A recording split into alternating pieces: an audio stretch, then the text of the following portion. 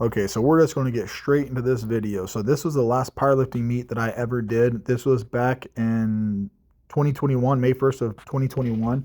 So I normally do a low bar squat, but I had to change it up to a high bar squat for the meet because I actually tore my hamstring about 3 weeks out.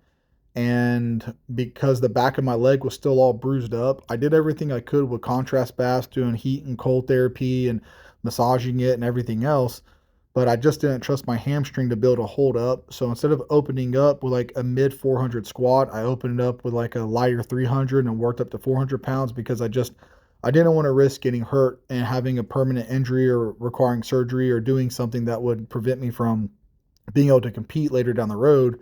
Little did I know that it was my pec that was going to give out. So I went from a low bar squat to a high bar squat. And then back in November, I actually tore my groin really bad. So I also had that injury that I healed up from before I started prep for this meet. And then I did this meet prep. Then 3 weeks out, I didn't do any squatting up to this. So I just wanted to take it easy and just kind of like ease my way into it at the meet and just try to walk away without having to have like an injury or anything of the sort. You can see how easily I handled that weight, pausing at the bottom and sinking as low as I can go. Now, on the bench press, the thing about this was about 2 weeks out from the meet, I actually strained my left pec and I felt like a strain in it whenever I was benching. I was doing close grip with 385 and I strained my left pec really bad. And I had to do the same thing, massage, everything else, and all that good stuff. And I did everything I thought I could do to heal it up. But again, I went lighter on the bench. I was going to actually open up with a 340. But because my pec was strained, I was like, you know what? Let me open up with a three, go 320, and then close off with what I was supposed to open up with, which was a 340. So let me have my third attempt what my first attempt was supposed to be. And everything felt good. Nothing was hurting. Nothing was painful. Everything felt amazing. And there was no telltale signs that anything was wrong. And then on this attempt right here, I wish I had my shirt off so you could actually see the pec rip and pull away from the shoulder, but unfortunately you won't be able to see it. But here it comes right there. It just ripped away, and I tore 90% of my pec. And now the funny thing is, after I got done doing that, I was like, man, I'm done. I'm out of the competition. I'm done. So I told my wife, hey, tell them I'm done. I'm bombing out. And then when it come time to do the deadlifts, and my flight started warming up, and I was hearing the deadlifts like clang and bang around, I was actually starting to get an itch. Like, man, maybe I could just do the bar, and that way I could at least walk away with the total because I didn't drive 8 hours to compete to not get a total. So after taking some Motrin and stuff like that, or some ibuprofen or whatever it was, another powerlifter came up to me and gave me something to take for the pain and everything. I'm not sure what it was, to be honest with you. I just took it. So after that, I whenever I started warming up, and I warmed up all the way up to 525. So I was like, hey, you know what? Let's go ahead and open up and see what I can do. And then, well, actually, I warmed up to 475, and then I opened up, and then actually ended up pulling 606 for my third attempt with a completely torn pec. When I got back to Houston, we actually went to the doctor that week and I got an MRI done. And that's when they told me I had a 90% tear in the pec muscle and I needed surgery. But in Houston, it was too expensive. So we actually ended up flying to St. George, Utah, where I had surgery and paid cash for the surgery for everything. And then it took quite a while to heal up. I mean, I had a sling on for about, now the doctor wanted me to wear the sling for about 6 weeks, but I was hard headed and stubborn. I only wore it for about 2 weeks.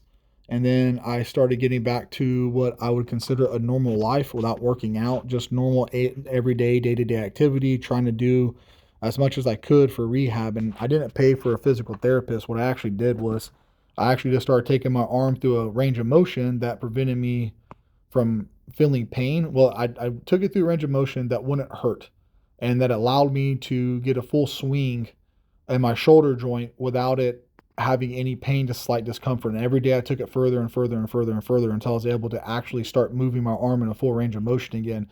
And then I started like static holding and like doing static holds with like a dumbbell while I was dumbbell pressing with the other side.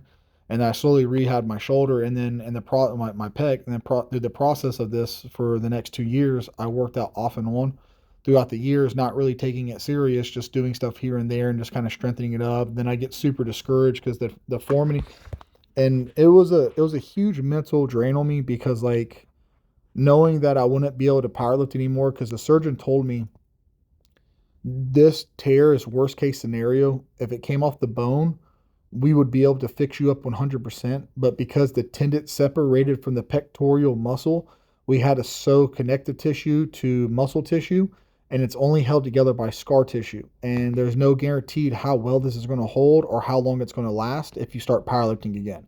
You should be able to have a normal life, but you will never be how strong you were in powerlifting. And if you do, I mean, it may never tear, but the probability of it tearing is a lot higher than it not tearing. So you're going to have to take your chances, but wait about a year and a half, 2 years before you start attempting to lift like that again.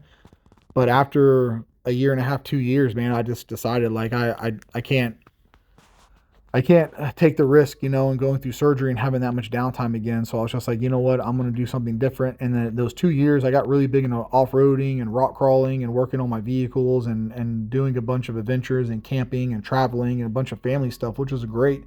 But then eventually, like, that itch started coming back for the weights and lifting. The iron was calling, so I came back to working out. But now instead of working out like I was for powerlifting, if you guys watch the channel, y'all know now that I'm workout for bodybuilding and stuff like that and everything else. I'm trying to get to the point where I'm leaning enough to start competing in bodybuilding, and it's been an adventure, man. It's been a journey from this happening, from this injury. And I tell you what, it's definitely life changing and altering. And I got depressed for a while because, like, my whole thing was I built this gym around my needs for powerlifting to be a really good powerlifter, and I was far from done from where I was at for what I wanted to do. But life had other plans for me, and powerlifting wasn't it. My body just gave up and said, nope, not anymore.